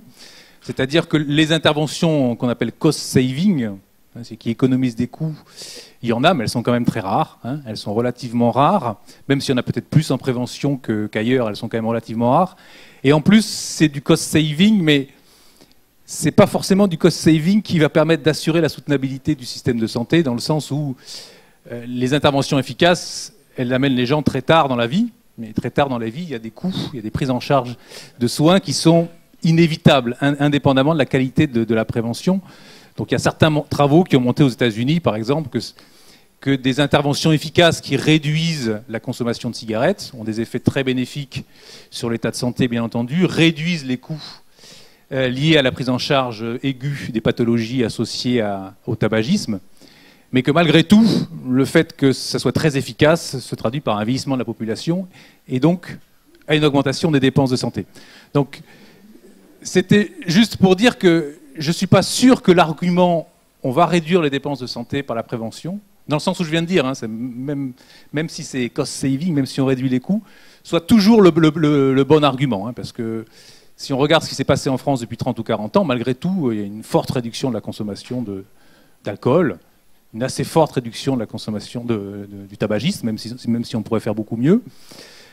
Ça n'a pas traduit par une réduction des dépenses de soins. Alors bien sûr, il y a du progrès technique, on ne peut pas faire des comparaisons aussi directes que ça, mais malgré tout, même si on avait raisonné à progrès technique donné, à niveau de soins donné, je ne suis pas sûr que ça se soit transformé par une réduction des dépenses de soins. Voilà, donc c'était juste ce bémol-là. C'est-à-dire je pense qu'il faut faire un tout petit peu attention. Voilà, quand on, moi, je suis tout à fait, évidemment, je pense que c'est évident que le virage vers la prévention est un virage absolument indispensable et qu'il est efficient, qu'il est vertueux. Mais l'efficience ne veut pas forcément dire une réduction des dépenses de santé. Ça peut être un contingentement, une limitation de l'augmentation des dépenses, mais peut-être pas une réduction des dépenses de santé. Voilà, donc c'était ma première remarque. Ma deuxième remarque, c'est que évidemment les économistes, ils vont amener des modèles qui vont permettre d'aider à la décision, d'orienter les ressources, puisque malgré tout, l'économie, c'est une science de l'arbitrage, qu'on s'intéresse au comportement individuel ou au comportement d'une société. C'est une discipline qui s'intéresse à l'arbitrage, donc c'est malgré tout orienter des ressources. Et donc, orienter des ressources, c'est faire des choix. Donc on disait tout à l'heure qu'il ne fallait pas choisir entre la prévention et les soins. Bien entendu qu'il ne faut pas choisir, mais malgré tout, les ressources sont limitées, et malgré tout, on fait des choix dans l'orientation des ressources, et que l'économiste est quand même là un petit peu pour guider, éclairer la priorisation, l'orientation des ressources dans le système de soins. Donc on a vu tout à l'heure dans les exemples qu'a présenté Linda qu'il y a des différences d'efficience très importantes entre différents types d'interventions, et qu'il y a des interventions qui peuvent être très efficientes, d'autres moins, et que c'est ce type de résultat qui va permettre aux décideurs d'orienter de prioriser ces choix. Ça, c'était ma première remarque. Ma deuxième remarque, c'est sur la question du temps long, hein, puisque ce qui caractérise la prévention par rapport à l'évaluation économique des interventions ou des programmes en prévention par rapport à ce qui peut se faire dans les soins, dans le médicament ou dans le dispositif de santé, c'est le très long terme. Hein, puisque quand on est sur des modifications du comportement, de comportement à risque, on est sur vraiment le très long terme, 30, 40, 50 ans, donc à très très long terme. Et le calcul économique, mais n'importe quel calcul, va conduire à actualiser, c'est-à-dire à considérer qu'un an de vie en bonne santé à 50 ans, ça vaut moins qu'un an de vie sauvé immédiatement.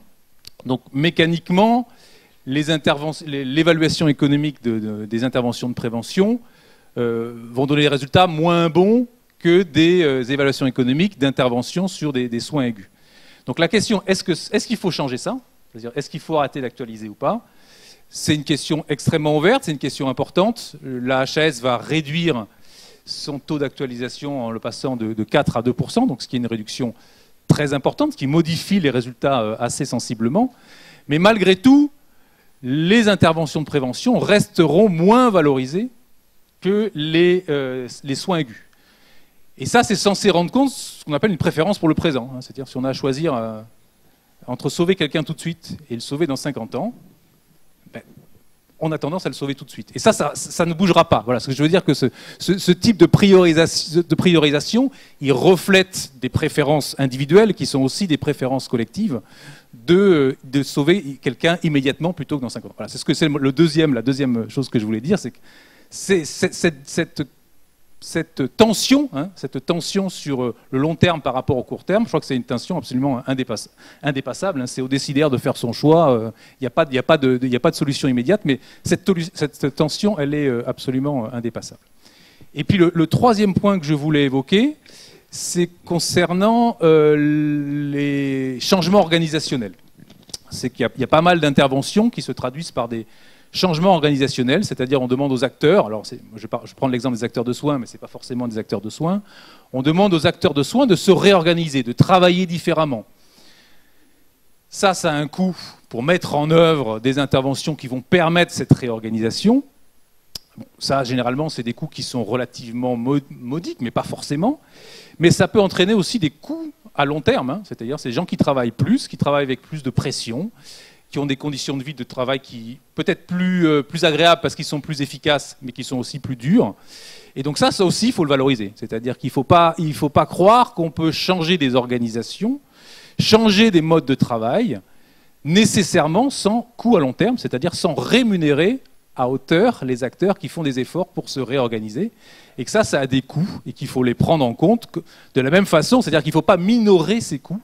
Parce que quand on rembourse un médicament, il y a un prix imposé par l'industriel. Hein, et bien on fait face à ce prix ou on n'y fait pas face. Mais dans les réformes qui génèrent, ou des interventions, ou des programmes qui génèrent des modifications assez radicales des organisations, ça a des coûts humains qu'il faut absolument prendre en compte et valoriser. Justement, c'est pour une mise à l'échelle, hein, comme pour reprendre l'expression consacrée. Pour une mise à l'échelle, il ne faut surtout pas minorer ces coûts. Sinon, eh bien, c'est les personnes qui interviennent qui vont en souffrir parce qu'elles vont devoir amortir, digérer ces modifications organisationnelles sans augmentation de salaire, sans collègues supplémentaires pour assumer ou pour digérer le changement organisationnel. Donc voilà, c'était les 3 points. C'est pas du tout des bémols, hein, mais c'était simplement pour dire voilà, ce que peut apporter l'économiste, c'est cette distance, cette mise à distance de l'efficience à long terme de programmes ou d'interventions en prévention. Merci. Est-ce qu'il y a des questions, des commentaires? Oui, madame.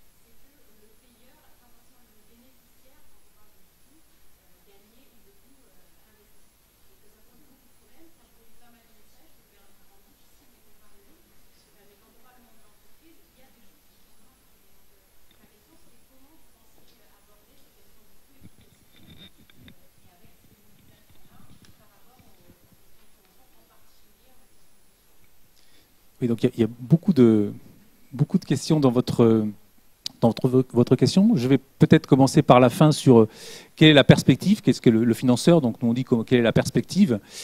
Et là, j'ai l'impression que vous distinguez deux perspectives, la perspective d'un financeur public et la perspective d'un chef d'entreprise ou d'un employeur. Si j'ai bien compris votre question.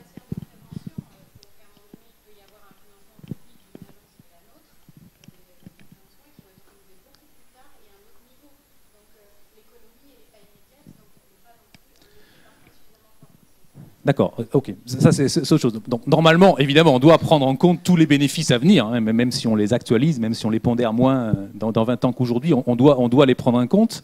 Mais effectivement, c'est une des difficultés pour le plaidoyer de la prévention, une des difficultés, c'est qu'on peut avoir des gains, des bénéfices à très long terme.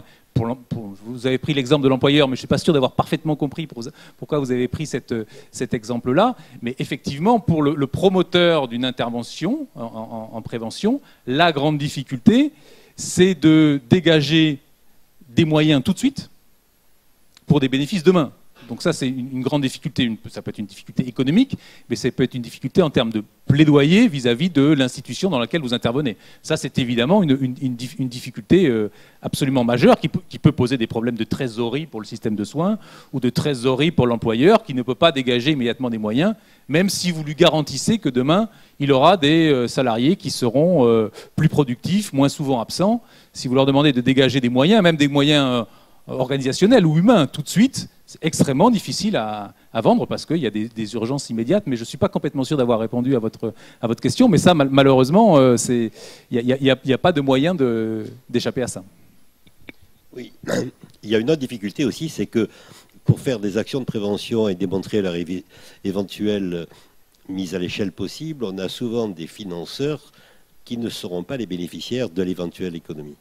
Hein. Le bénéficiaire, c'est la CNAM. Et ceux qui doivent financer la prévention, prioritairement, c'est la CNAM. Ce n'est pas l'ARS et ce n'est pas rien d'autre que la CNAM. Et il faut les convaincre. Et ça, c'est difficile. Parce que le bénéfice, même s'il y est, si ce n'est pas celui qui a payé qui le reçoit, celui qui a payé, il a payé pour rien gagner. Merci Roger pour avoir compris la question à ma place. Mais ce que je voulais dire également, c'est que si c'est le cas, la CNAM devrait reverser à l'entreprise. C'est-à-dire qu'il faut rémunérer les acteurs qui mettent en place des politiques d'intervention qui sont coût efficaces ou qui réduisent les dépenses de soins. C'est sûr que ça c'est un point très important que je n'ai pas soulevé dans ma petite présentation, mais c'est un point très important. C'est-à-dire que si réellement c'est efficace, si c'est démontré que c'est efficace, il faut rémunérer les acteurs, notamment si c'est des acteurs privés, parce que sinon ils ne le feront pas. Donc il faut évidemment les rémunérer.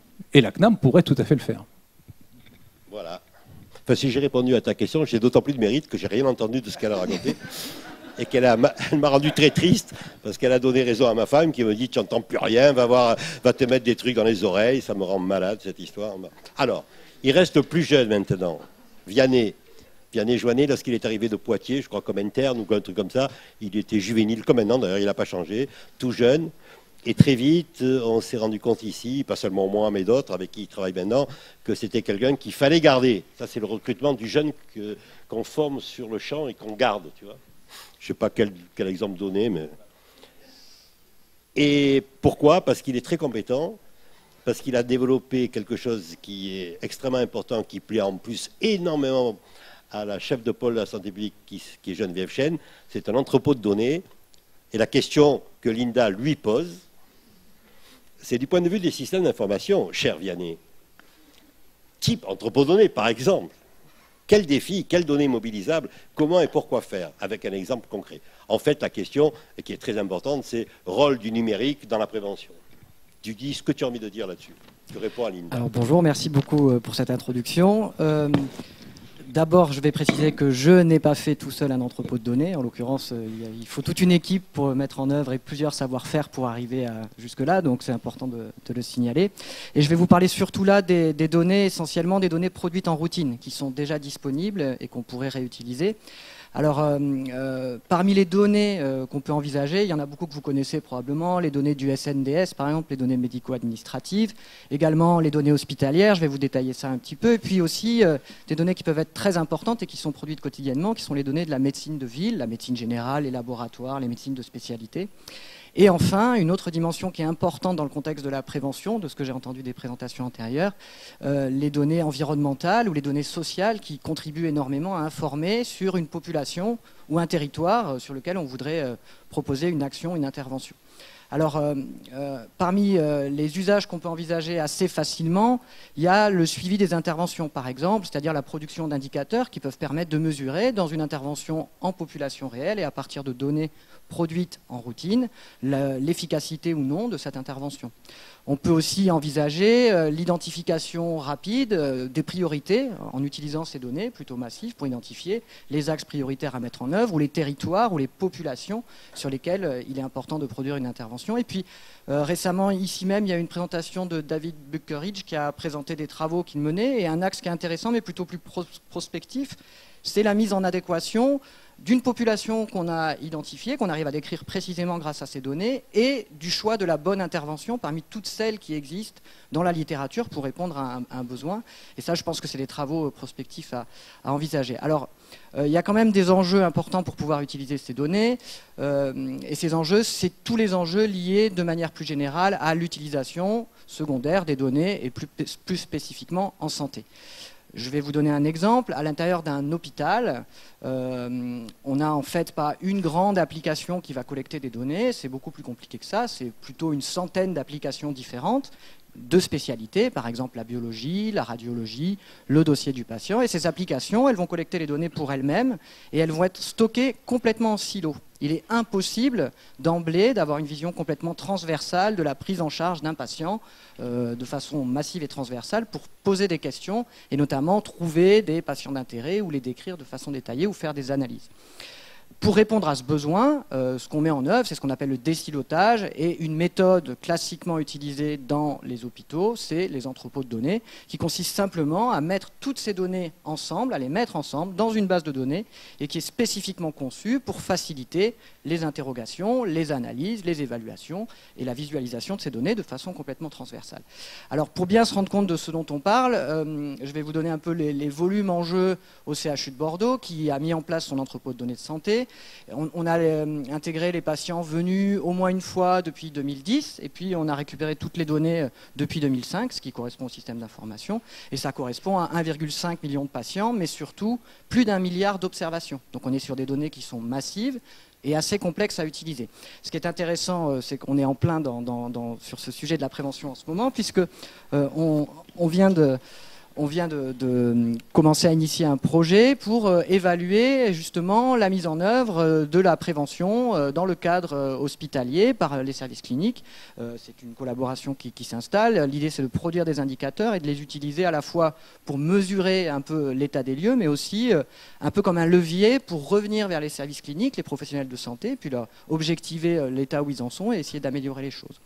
Alors, quand on veut construire ces indicateurs, il y a des nouveaux défis qui apparaissent. Les données sont intégrées, elles sont toutes ensemble, mais en réalité, elles sont extrêmement hétérogènes. Et ça, c'est un vrai verrou important. Hétérogène au sens où, par exemple, le statut tabagique d'un patient peut être représenté de plein de façons différentes dans ce grand dossier. On peut avoir une information dans un courrier en texte libre, ou alors dans une donnée structurée, ou alors dans un formulaire. Donc on a posé la question, quel est le statut tabagique, mais la réponse, elle, est en texte libre ou à plusieurs versions différentes. Et quand on veut trouver le statut tabagique de tous les patients du CHU de Bordeaux, on est confronté à cette hétérogénéité. Par ailleurs, il faut savoir, et c'est vrai partout dans le domaine de la santé, qu'une fraction non négligeable de ces données est en texte libre. On atteste les 13 millions de courriers qu'on a dans l'entrepôt de données ou les 300 millions d'entrées de formulaires, mais dont la majorité, en fait, la question c'est quels sont les antécédents, et la réponse c'est une liste d'antécédents en texte libre. Et donc il faut être en mesure d'exploiter ces données, de les exploiter, et ça fait appel à des méthodes qu'on appelle les méthodes de traitement automatique du langage, et sur lesquelles en réalité ça reste un objet de recherche. Il y a des choses qui peuvent être produites, mais il faut encore l'évaluer et mesurer un peu un peu ce qu'on fait sur ces sujets. Alors il y a d'autres défis qui sont plutôt sur la protection des données personnelles. Quand on intègre toutes ces données, il faut protéger ces données, il faut protéger les personnes qui sont décrites par ces données. Et également un enjeu important sur le partage et l'ouverture de l'information et la transparence. La transparence, c'est être capable de faire un retour notamment vers les professionnels de santé qui ont produit les données, en disant qu'est-ce qu'on a fait sur ces données, comment on l'a fait, qu'est-ce qu'on a mis en œuvre et voilà quel est le résultat. Mais également, les usagers du système de soins et de l'hôpital, quand on est à l'intérieur de l'hôpital, doivent être informés de ce qui a été fait, de leurs données, et puis doivent pouvoir dire qu'ils ne veulent pas, ne souhaitent pas rentrer dans tel ou tel protocole. Alors c'est bien beau de parler de ce qu'on peut faire à l'intérieur de l'hôpital, mais on voit qu'en prévention, on est sur quelque chose qui est beaucoup plus multidimensionnel et ça ne suffit pas du tout.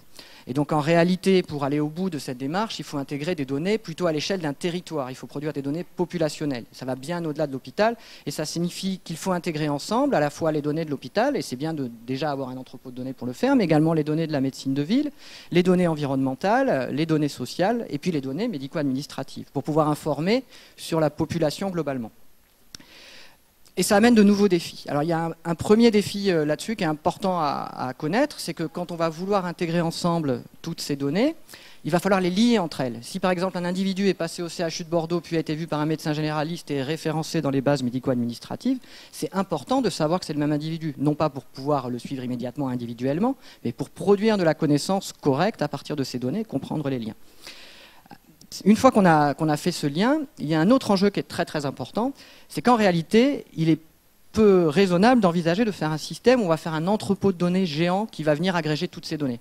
D'abord, ça n'est pas recevable par les producteurs de données, parce qu'ils sont responsables de ce qu'on fait de leurs données, de comment on les utilise. Par exemple, le CHU de Bordeaux est responsable de l'utilisation qui est faite de ces données. Il est garant auprès des usagers que les usages sont éthiques et suivent la réglementation. Donc il n'a pas envie de transférer l'ensemble de ces données vers un entrepôt central, ça n'aurait aucun sens.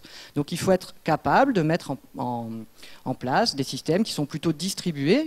C'est aussi un objet de recherche et il y a des grandes avancées là-dessus, on peut déjà faire des choses. Ces systèmes distribués, c'est une vraie opportunité, au contraire de laisser les données là où elles sont. Tant mieux parce que les déplacer, ça prend du temps et potentiellement ça peut être compliqué.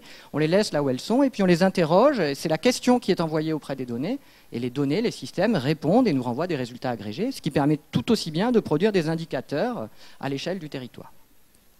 Un dernier point qui est important, c'est qu'on est dans un contexte national où il y a des vraies opportunités. Vous avez peut-être entendu parler récemment du Health Data Hub, dont l'objectif est d'agréger des données de santé, alors à l'échelle nationale, mais avec une vision très distribuée. On va laisser des Health Data Hub locaux.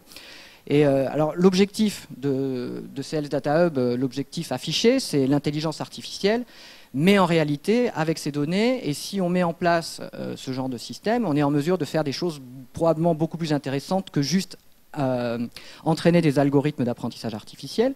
On peut plutôt réfléchir à comment on peut avoir des usages précis, bien définis, répondre à ces usages, peut-être avec de l'intelligence artificielle, mais peut-être avec des choses aussi beaucoup plus simples ou autrement plus compliquées avec d'autres approches. Donc, l'enjeu, c'est vraiment d'identifier ces usages. Et parmi ces usages, la prévention, vous l'avez bien compris, en est un qui paraît assez évident. Et surtout dans le contexte local dans lequel on est, il est clair qu'il faut probablement travailler là-dessus. Peut-être, avant de vous demander s'il y a des questions, je voudrais revenir sur ce qu'a dit Franck tout à l'heure. Il y a 10 ans, on ne parlait pas d'inégalité sociale de santé, mais s'il y a 10 ans, on avait écouté ce qu'il dit, je peux vous garantir qu'on aurait demandé qu'il soit hospitalisé immédiatement dans un hôpital psychiatrique. Et moi qui ai bien suivi tout ça et depuis très longtemps, parce que j'ai commencé ma carrière dans l'informatique médicale en 66, c'est inimaginable les progrès hard et software qu'on voit. Ce qu'il vient de vous dire, qui est passionnant, qui est énorme, et ce qu'il fait avec son équipe est extrêmement important pour la région et pour le CHU de Bordeaux. On est à mon avis assez en avance par rapport à d'autres sites. Il n'y a même pas 10 ans, il y a 5 ans, il était hospitalisé à Charles Perrin, je vous le garantis. Est-ce qu'il y a des questions ou des points là-dessus à soulever? Sinon, je reprends la feuille de Linda. Qu'est-ce qu'elle m'a dit? Alors, quand ils ont fini de parler, tu te lèves. Et tu vas à la tribune. Et tu remercies chaleureusement les participants à ta ronde. Tu demandes au public de les applaudir. Ça va. Elle n'a pas dit d'applaudir pendant 1 heure. Elle m'a dit 12 secondes d'applaudissements. Ensuite, tu remercies François Bourdillon, même s'il n'est pas là, qu'on lui fasse la commission, et Geneviève Chêne, parce que c'est ces deux responsables de deux institutions qui ont permis la création de la chaire. Et tu leur dis qu'on est extrêmement content. Ensuite, tu ne manqueras pas de dire que tu es très heureux que Linda soit là et qu'elle a fait un topo extraordinaire, qu'elle est magnifique et qu'on est tous très contents qu'elle soit là et qu'il faut aussi absolument qu'ils m'applaudissent.